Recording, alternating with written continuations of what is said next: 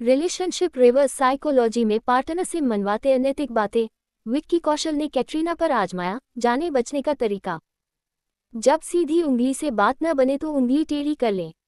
ये फलसफा तो बहुत पुराना है, लेकिन क्या रिश्ते पर भी इसे आजमाया जा सकता है? जी हाँ, ऐसा होता है और इसे रिवर्स साइकोलॉजी कहा जाता है। इसके सहारे माइंड गेम खेलते हुए पार्टनर को अपनी बातों पर राजी किया जा सकता है और उसे इसकी भनक भी नहीं लगेगी। रिवर्स साइकोलॉजी के सहारे नई दोस्तियां गांठी जा सकती हैं, प्यार के फूल खिलाए जा सकते हैं। हालांकि कई लोग इस प्रैक्टिस को अनैतिक मानते हैं, लेकिन नैतिक अनैतिक के कॉन्सेप्ट से परे रिवर्स साइकोलॉजी को बड़े पैमाने पर रिश्ते में आजमाया जा रहा है। पिछले दिनों कॉफी विद करण शो में विक्की कौशल ने बताया कि वो अपनी पत्नी कैटरीना कैफ के साथ रिवर्स साइकोलॉजी आजमाकर अपनी बातें मनवा लेते हैं। क्या है रिवर्स साइकोलॉजी जिससे विक्की ने जीता कैटरीना का दिल? कैम्ब्रिज इंग्लिश डिक्शनरी के अनुसार रिवर्स साइकोलॉजी का मतलब है किसी से अपनी बातें मनवाने के लिए उससे जो चाहते हो उसका उल्टा करने के लिए कहना।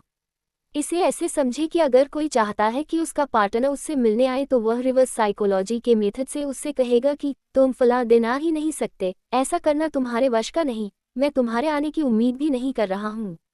इस माइंड गेम के सहारे वह पार्टनर को उस दिन आने के लिए मजबूर कर देगा।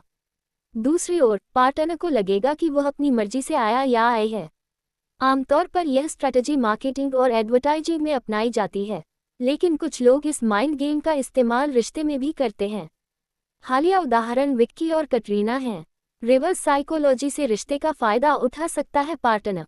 सबसे पहले ये जान लेना जरूरी है कि रिवर्स साइकोलॉजी का इस्तेमाल आमतौर पर बिजनेस और ट्रेनिंग के दौरान ज़्यादा मुनाफे और फायदे के लिए किया जाता है। रिलेशनशिप में इसका इस्तेमाल ठीक नहीं माना जाता।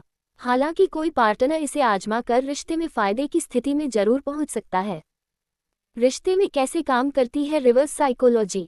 अब यहाँ सवाल उठता है कि रिश्ते में रिवर्स साइकोलॉजी काम कैसे करती है या काम करती भी है या नहीं। इसका जवाब खोजने की कोशिश हार्वर्ड जैसी यूनिवर्सिटी में भी हुई।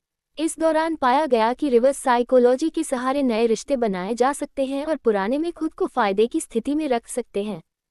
हार्वर्ड रिसर्चर डॉक्टर ग्रेहम ने साल 1966 में थ्योरी ऑफ रिएक्टेंस दी। यह थ्योरी रिवर्स साइकोलॉजी को स्थापित करती है। इस मनोवैज्ञानिक सिद्धांत के अनुसार जब हम किसी से कुछ करने को कहते हैं तो उसका मन स्वतः ही विरोध करता है। उसका मन कहता है कि ऐसा मत करो। यही है थ्योरी ऑफ रिएक्टेंस। इसी थ्योरी का सहारा लेकर अपने लोगों से अपनी मर्जी की चीजें करवाई जा सकती हैं। बस करना इतना होता है कि जो भी मन में हो उसका उल्टा कहें। उदाहरण के लिए अगर किसी को अपने पार्टनर से गिफ्ट चाहिए तो वह लगातार उसे गिफ्ट न देने के लिए कहे। ऐसी स्थिति में थ्योरी ऑफ रिएक्टेंस काम करेगा और पार्टनर गिफ्ट देने के बारे में सोचेगा। इस तरह रिवर्स साइकोलॉजी काम कर जाएगी। पेरेंटिंग में सैकड़ों सालों से इस्तेमाल हो रही रिवर्स साइकोलॉजी।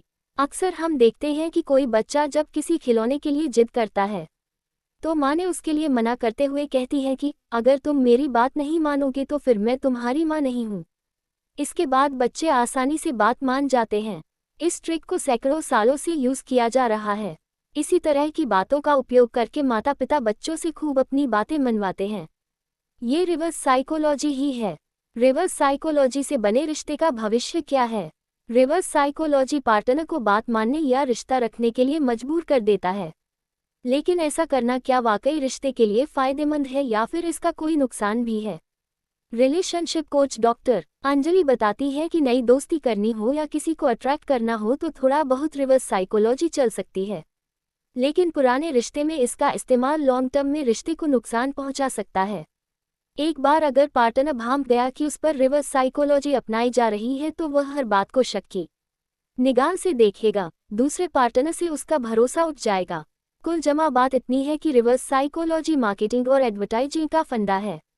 नए रिश्ते बनाने हों तो इसका सहारा ले सकते हैं। पुराने रिश्तों में इसे अपनाना गैर वाजिब माना जाता है। किसी के मन में माइंड गेम के सहारे सच्चा प्यार नहीं जगाया जा सकता है। उसके लिए समर्पण, साथ, सम्मान और स्नेह ही एकमात्र फंडा हो, जो सदियों से आजमाया जा रहा है।